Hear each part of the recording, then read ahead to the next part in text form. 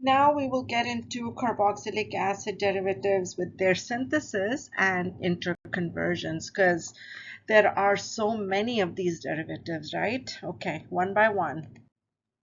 Okay, so first of all, let's talk generic reaction.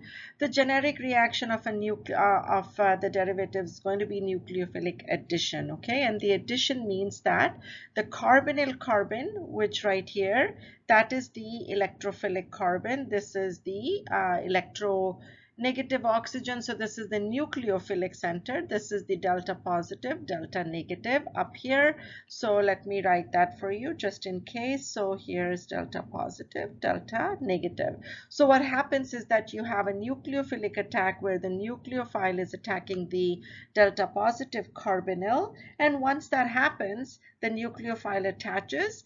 Then the oxide, which is created by the shift of electrons, that eventually will get protonated to give an alcohol. So few things going on here. First of all, it's an addition reaction, okay? So which means that the nucleophile is added. The nucleophile has to be a good strong nucleophile so it can attack the carbonyl, which generally it is, so that's not a problem. Generally these reactions will happen. The other thing that's going on over here is that the sp2 carbon, which is the carbonyl, is now getting converted into sp3 tetrahedral. Again, I just need to mention this, that a chiral center can be created. Okay, when there is, you will get a mixture of the enantiomers, because in a trigonal planar structure, the attack of the nucleophile can be from anywhere. All right, so you end up getting a chiral center and a mixture, okay, a racemic mixture. So that's the nucleophilic addition. Then the other part of the reaction is nucleophilic substitution. So in nucleophilic addition, you're just adding on to the nucleophile. In the substitution, what happens is when the nucleophile adds, then the leaving group is going to go away, right? So you have to have a leaving group, okay, that's going to go. So in these cases, what happens is sometimes the nucleophile is not that strong. So it just depends, okay? So what kind of reaction you're doing. And so in substitution cases, the leaving group goes away. Now remember, for a leaving group to go away, you have to have a good leaving group also, okay? So if the leaving group is not good, well, then your substitution is not going to happen. You will just have the nucleophilic addition in those cases. So really it depends on what kind of a nucleophile you have, just like you learned in SN2 substitution reactions. If your nucleophile is stronger than the leaving group, then the leaving group is going, okay? So, but here necessarily the leaving group is not going. It can also just be an addition reaction. So, but that's the whole point of learning, right? So we're going to see how all these reactions are done. But in any case, so one thing I want to mention here with the substitution is the nature of the leaving group, okay? Because if you're going to do substitution, you need to understand the leaving group. So here are all the derivatives. Here's the acyl chloride, anhydride, acid, ester, and amide. I don't have nitriles because they don't do the same thing. So in any case, here what I've highlighted here for you in the pink is the leaving group. Okay, so the here first one, the acyl chloride. So here is the chloride, that's the leaving group. So minus Cl minus. Okay, that's what this minus stands for. And then here in the anhydride, it is this kind of a carboxylate group. Remember, this is RCO. O minus. Okay, it's written like this generally, but it is still a carboxylate. All right, and so that's the group that's leaving here. In the case of acid, the leaving group is hydroxide. In the case of an ester, it is going to be an alkoxide. And then in amides, it's an amide. Okay, now just thinking back to your leaving group chemistry that you have done way before, with the substitution reactions, you know that the chloride is the best leaving group because that's the weakest base, okay? Whereas the amide is the worst leaving group because that's a very strong base. So the way I've arranged these also is according to the leaving group strength. So which means chloride is better than the carboxylate, which is better than the hydroxide, better than alkoxide, and then this is the worst, okay? Which means what? It means that the acyl chlorides can go ahead and do substitutions quite okay. Even with the weak nucleophile, they can do substitutions. But for amides, you really need very strong nucleophiles to do substitution. So what happens then is that the acyl chlorides become very reactive for that reason, and the amides become the least reactive because there is nothing there that can actually kick off the amide. So nothing, okay, there's very rare, very little you can do with amides. So they're very stable. Acyl chlorides, on the other hand, really very reactive. And you can see that here also with the anhydrides. Carboxylate is the conjugate base of carboxylic acid. Now, acids are good acids. So if they're acids, their conjugate bases are weak bases. So which means good leaving group, okay? Here the hydroxide now is getting to be a bad leaving group, and then alkoxides are even worse than hydroxides. So that's kind of how it goes here, okay? So best leaving group, worst leaving group. So that is how the reactivity is, which means what then for us? It means that when we start doing the reactions for acyl chlorides, we'll have the maximum number of reactions for acyl chlorides because they are so reactive. On the other hand, amides don't do a whole lot of reactions, okay? So here we're not going to be able to do a whole lot.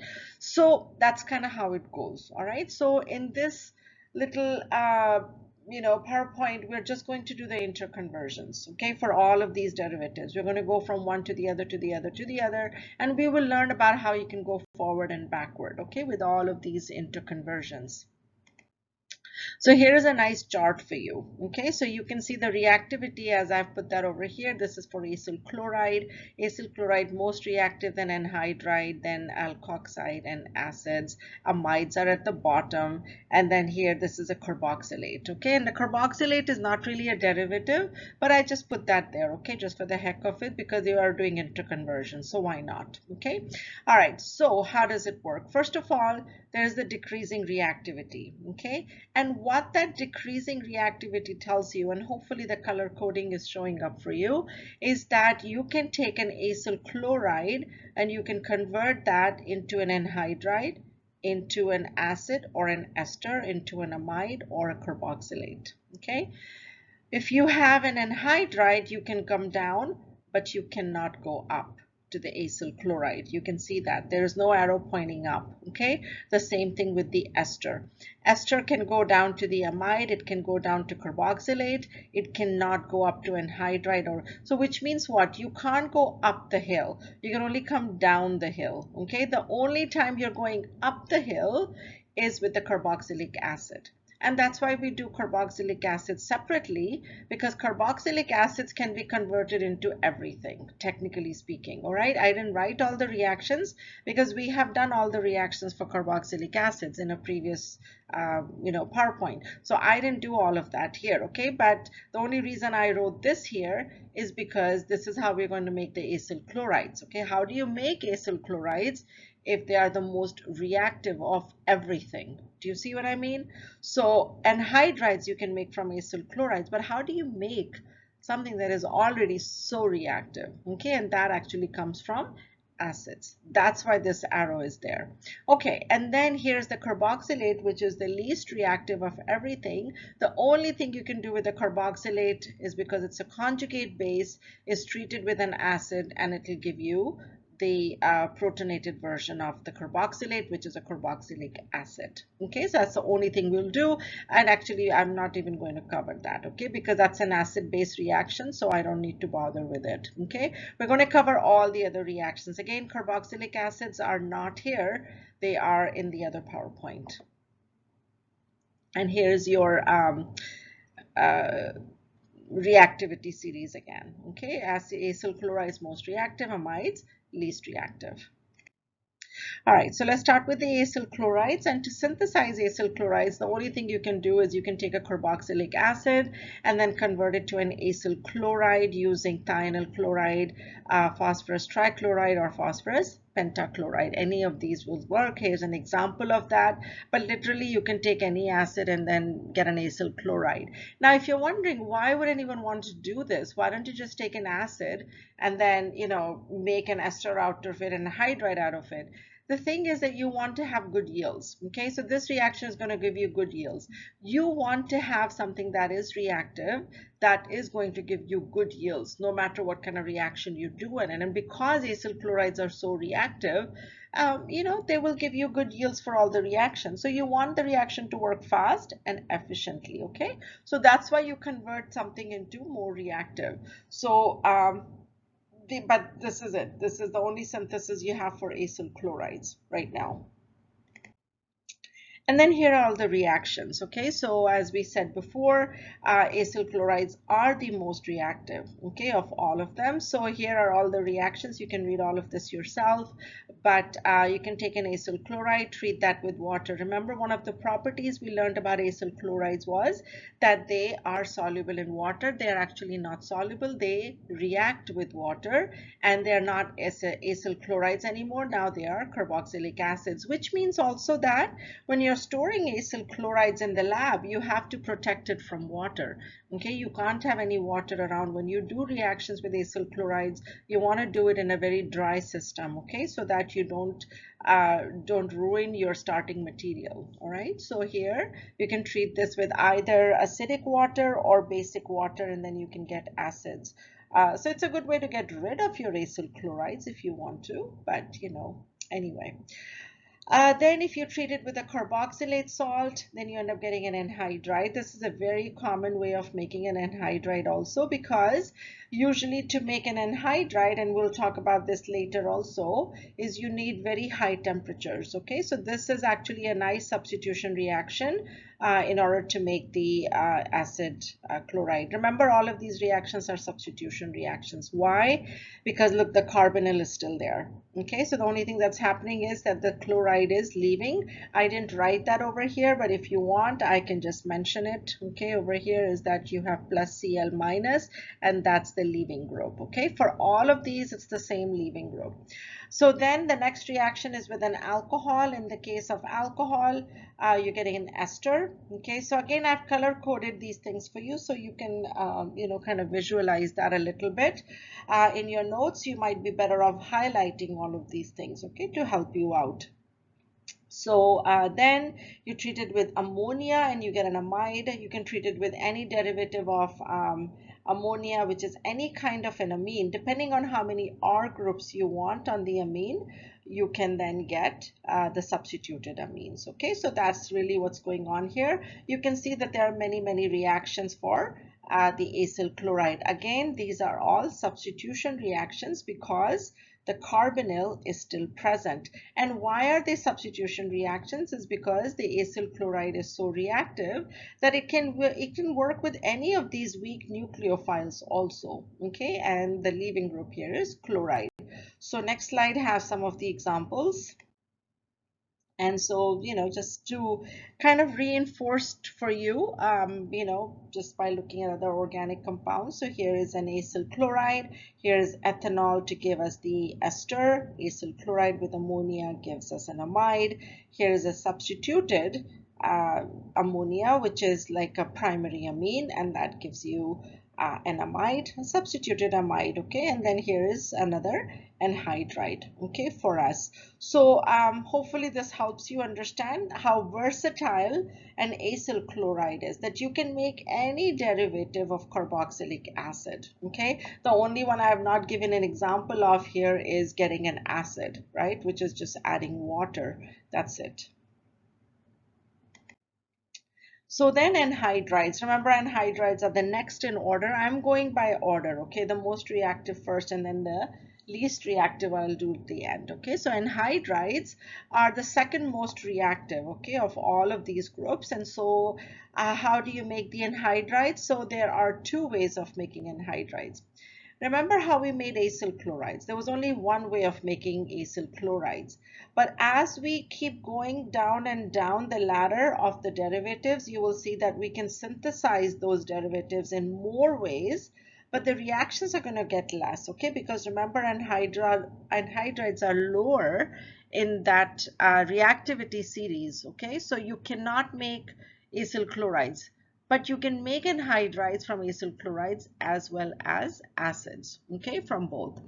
So here is an acyl chloride, and then this is the same reaction I wrote before, which is an acyl chloride with a carboxylate, and then you have a nucleophilic substitution. Now don't forget, nucleophilic substitution is pretty easy, right? So this is really what's going on. I mean, I'm writing it in quick step, but otherwise this is what happens, and then in the next step what's going to happen is that the oxide, the electrons come down and then the chloride leaves. Okay, so this is first step, second step. That's what's happening. All right, so here is the leaving group that's going away. So that's your synthesis of anhydride. Now, one of the nice things about using this kind of a reaction is that you can make an asymmetric anhydride. Okay, so depending on what your starting material is and what your carboxylate is, you can make an asymmetric anhydride. And why am I saying that? I'm saying that because the next synthesis that we're going to do is the carboxylic acid dehydration. So dehydration is really good for making cyclic anhydrides. So in the cyclic anhydride, just like in any kind of an anhydride where you're losing water, so here you're losing this water, and so then you end up getting an anhydride, and that water is being gone by heating it too high. Okay, that's the dehydration going on. Now technically you could take two carboxylic acids like this also, okay, and then get rid of the water. So this is butanoic acid. So then you will get something like this.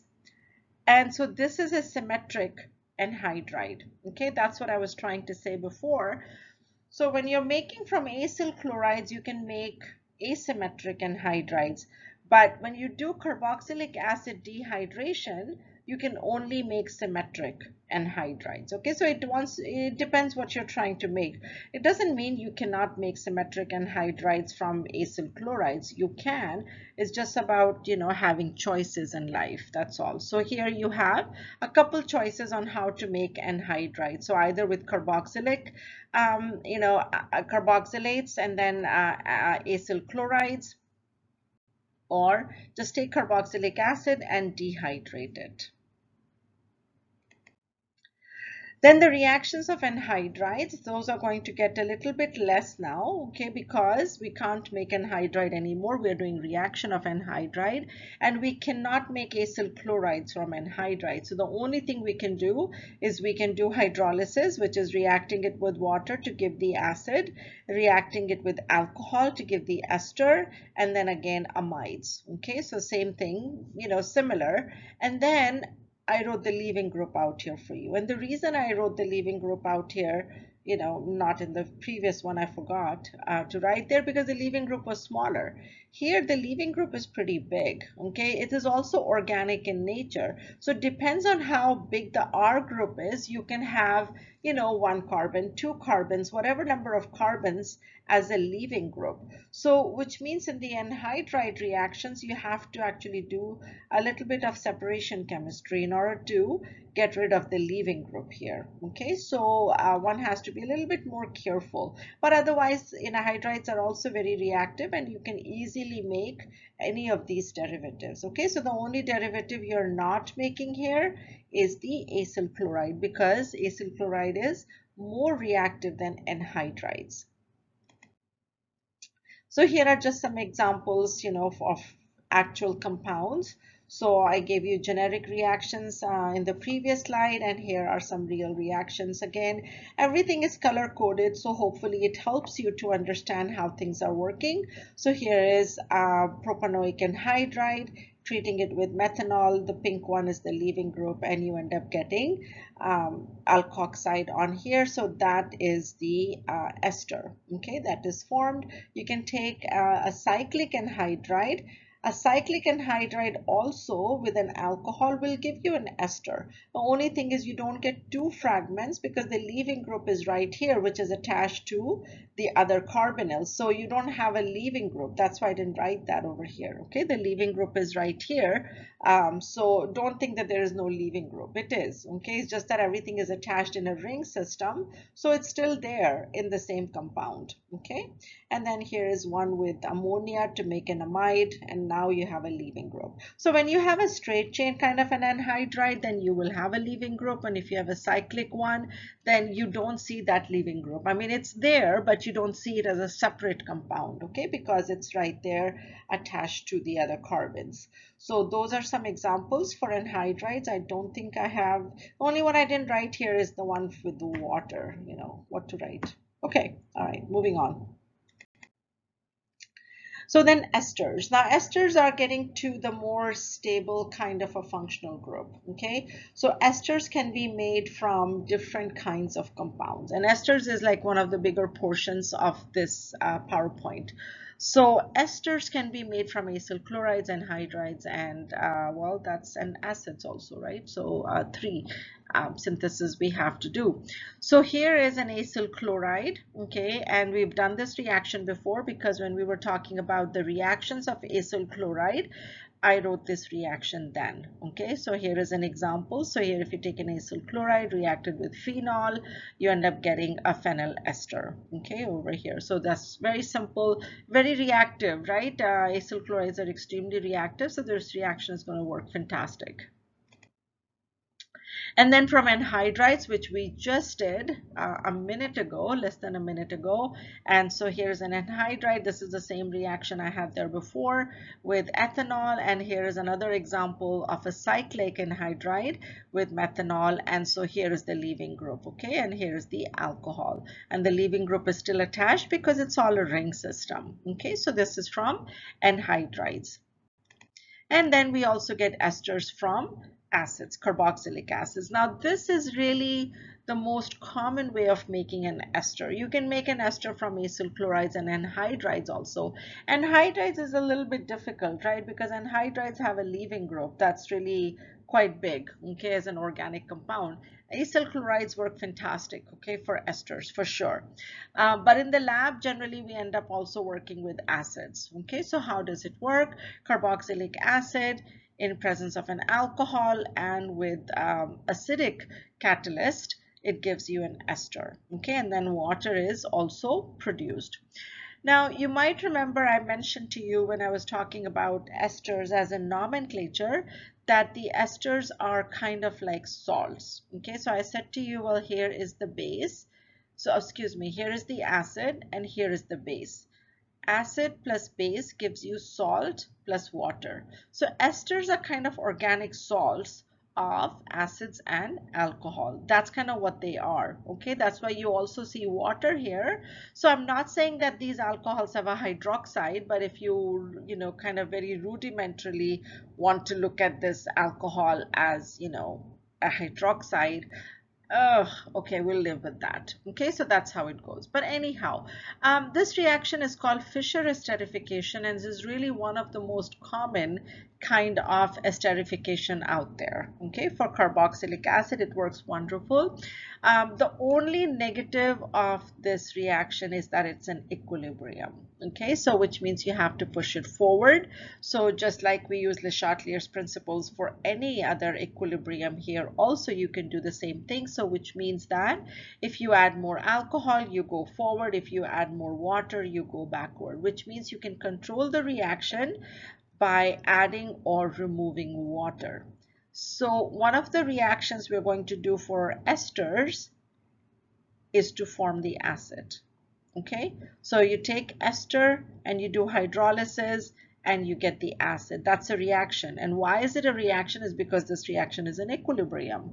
Okay, so you can go back and forth depending on how much of the alcohol or water you have in the system.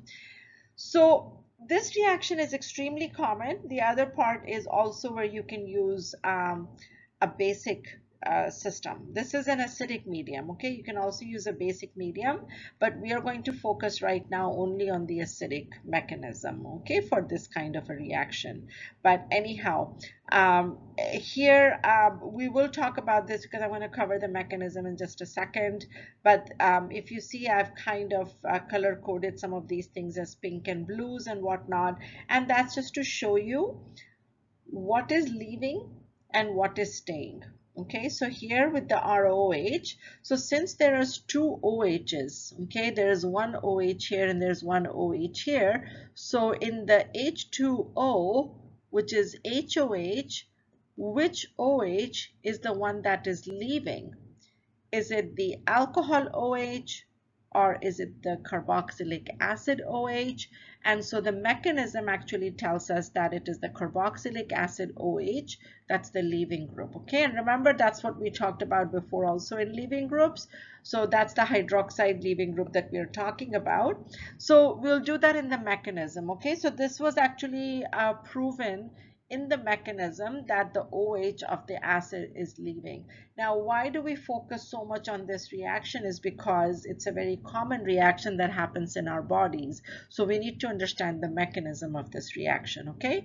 Other than that, you know, if you wanted to make an ester, you would probably use an acyl chloride. But this is the reaction that occurs in the body, and so, you know, you need to understand this, because we don't have acyl chlorides in our bodies, okay? So, you know, we have definitely esters, and we eat so much esters, right? All the fruits that we eat, those are all esters. So this reaction is very common. So anyhow, here is an example, okay, of an ester formation. So here is the acid, here is the alcohol, and then here is the alcohol group that joined, and then here is the water. So we'll go through some mechanisms here, okay? So this is some mechanism that you should definitely know. You can read this on your own, and I'm going to explain this, okay, right now to you.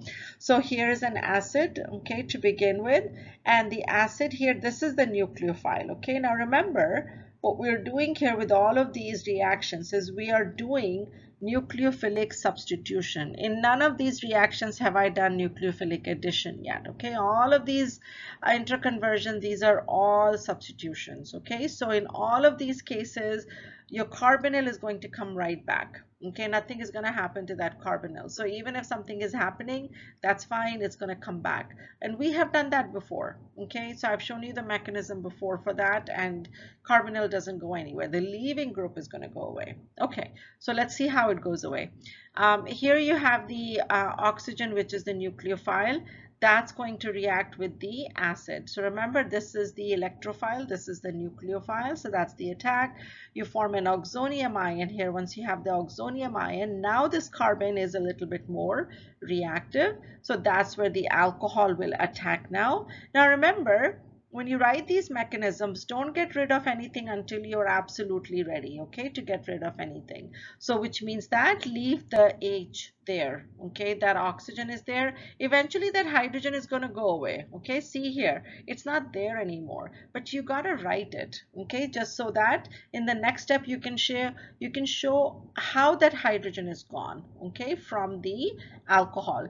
So this is an oxonium ion now. Remember, this was the one oxonium ion before, but not anymore. This is the oxonium ion now. So I'm cutting you know, a couple steps over here, so you might see other books, and in that you will see a different mechanism, and that's fine too.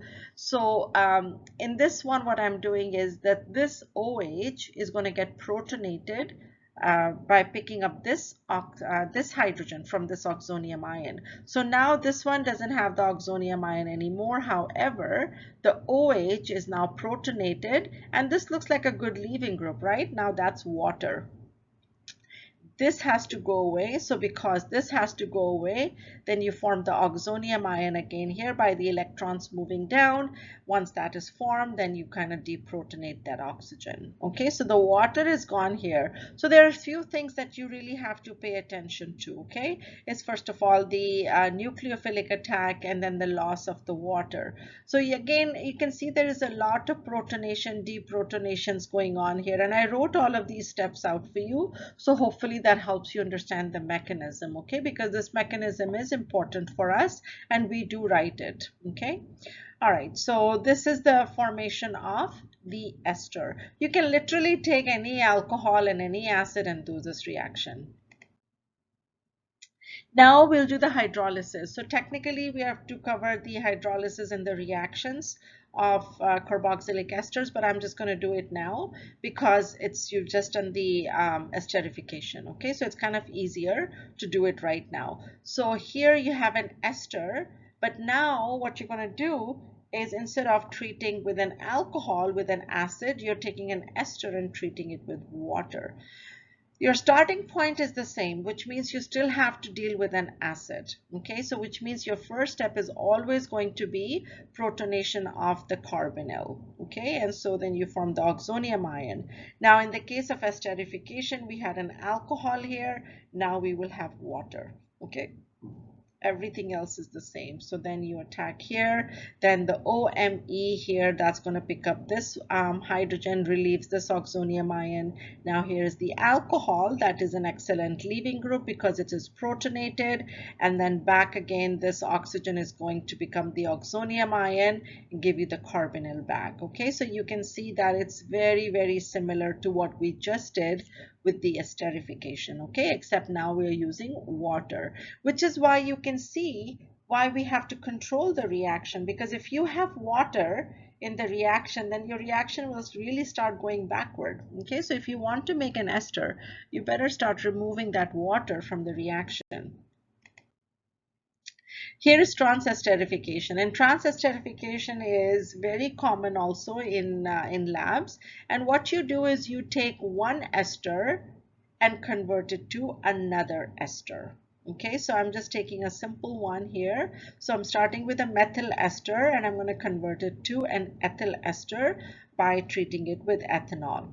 You will see the mechanism is exactly the same. When I was writing this out in my software, I really didn't have to do a whole lot because, everything is the same. The mechanism is the same. So protonation of the carbonyl, attack of the alcohol, protonation of the leaving group over here from the oxonium ion, then the leaving group goes away, which here is an alcohol again, and then once this oxonium ion forms, then there is deprotonation. So same thing over and over again. Okay, but this also is a common reaction. You can take any ester, you can take any alcohol, and you can get transesterification done.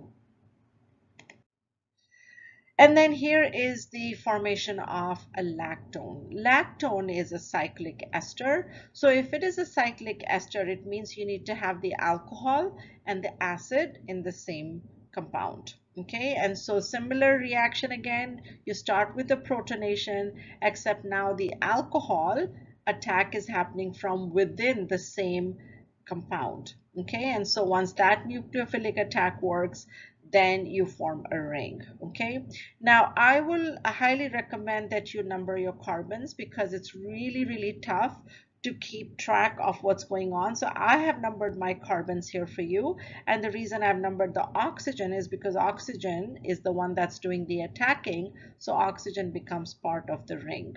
Okay, so this end up, you remember lactone, you have an oxygen in the ring. So it's kind of easier to keep track of your atoms when you number them. Okay, so number them so you know which one is which. Okay, so anyhow, it's the same thing again. Nucleophilic attack happens and the leaving group here picks up this proton, so this oxygen is going to go away, this OH is going to go away, excuse me, and then you end up getting the lactone. Okay, so same thing. Okay, minus water right here, water leaves, I wrote everything again, so same thing going on.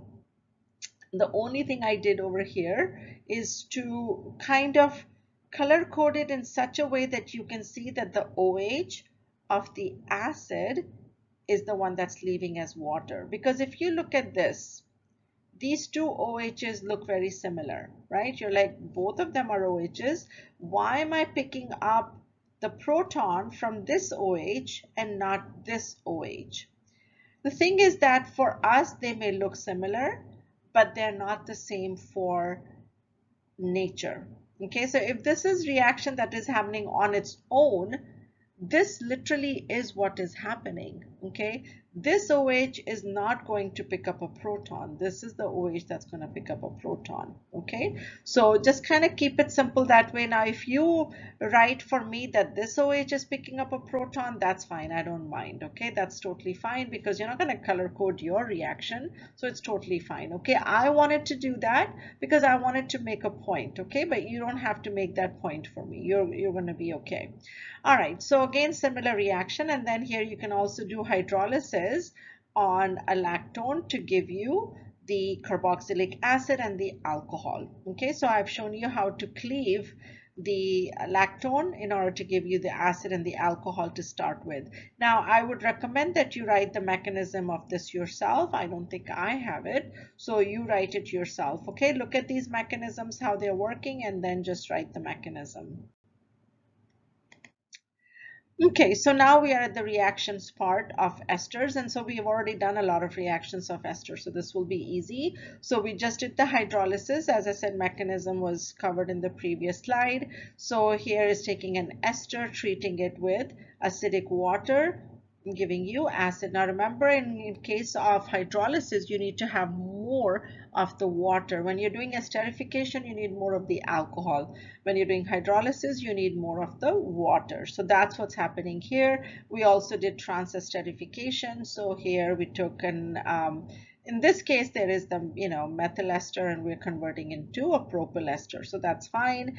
And this reaction is a new one though. Okay, so in the case of saponification, saponification is when you take an ester and you treat it with sodium hydroxide. Now we have not done this one before. Okay, we have taken a carboxylic acid and we have treated that with sodium hydroxide. But a carboxylic ester can also be treated with sodium hydroxide, and that also gives you a carboxylate. Now, this is an extremely common reaction to make soaps. Okay, so we have a lot of these fatty acids that occur in nature that could be acids or esters also, and all of those fats like olive oil or any kind of oil, could be lard, vegetable oil, all of those can be treated with sodium hydroxide, and you will end up getting this kind of a carboxylate, and that's the synthesis of soap. Okay, by the way, soap is not going to be this kind of a small carbon compound. Soaps are going to be really long chain carbon compounds, because the whole process of working as a soap is a little bit different. And finally, you can also make esters from amides, although it's not easy to do it. But I just give you some examples in case you see it anywhere, because you can. It may not be easy, but you still can make amides from esters. So here are some examples with just ammonia, which gives you a simple amide. And then here is with a primary amine, then a secondary amine gives you substituted amides. And here's with lactone, which is a cyclic anhydride, so that you can open up as well. Okay, and so again, not easy to do, but definitely possible. Okay, for making amides from esters. So now we are pretty much at the end of all the derivatives. So amides, amides are the least reactive, right, of all the derivatives. So you can make amides from everything, but you really can't convert amides into anything. Okay, so which means we'll have a lot of synthesis, but not a lot of reactions. Okay, so the synthesis we have done by now. I'm not going to go over it too much, but you can make them from acyl chlorides, from anhydrides, from carboxylic acids. The one that I've not given is from esters, but if you want, you can just look at the previous slide and see the reaction, but it's the same thing. Okay, but generally it's not a good idea, but it's there if you want to see it. Okay, here are just some examples of the generic reactions I had given before, and here are some actual examples of making the amides. All right, so this one is a cyclic amide, which is a lactam, and then here are all the other ones that you can make. So even with carboxylic acid, you actually need something to help the acid make the amide, because acids and the esters, as I said, quite stable. acid chlorides and anhydrides most reactive and very easy to make amides from. Okay, that's generally the normal way of making making amides, but you can do with acids also. Okay, and esters not quite. And then here is the hydrolysis. Okay, and this is it. This is the only reaction amides can do.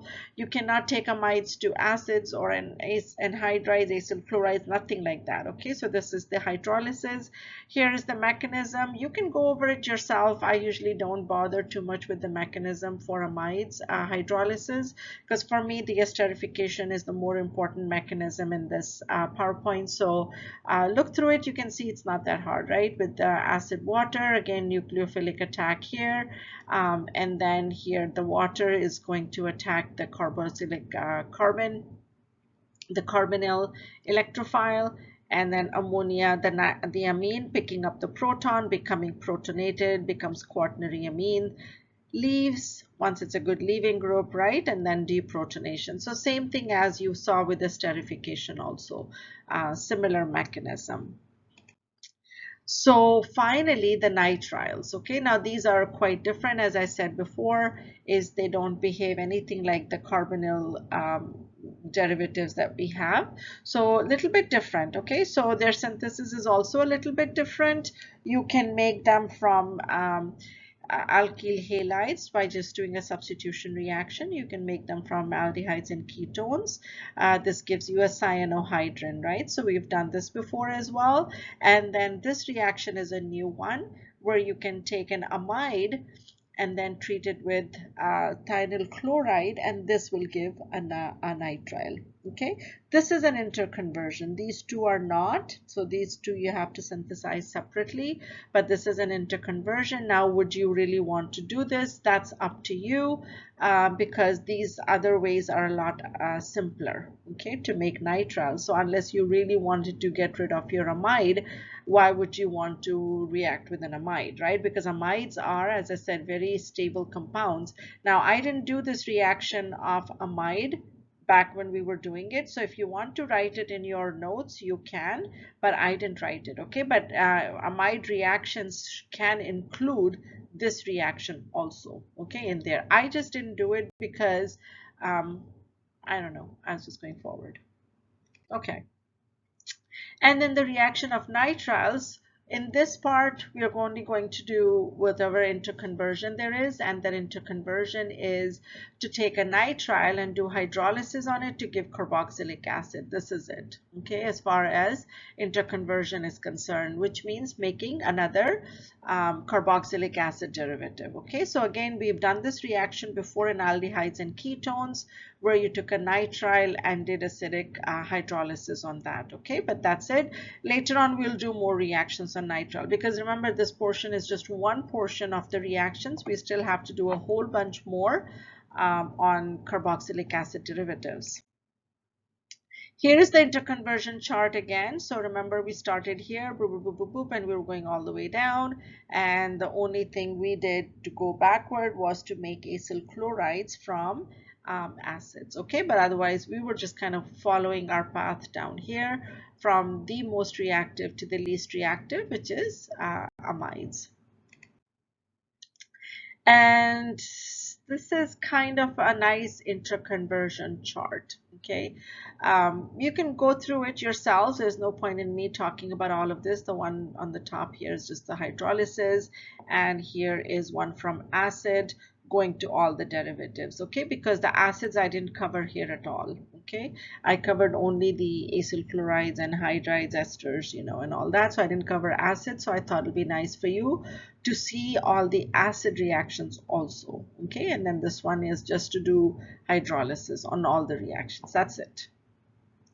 And I think that's it also. The mechanism you want to focus on is the esterification. Okay, everything about esterification, hydrolysis, trans esterification, lactones, all of that. Okay, all right, so that's it for this one.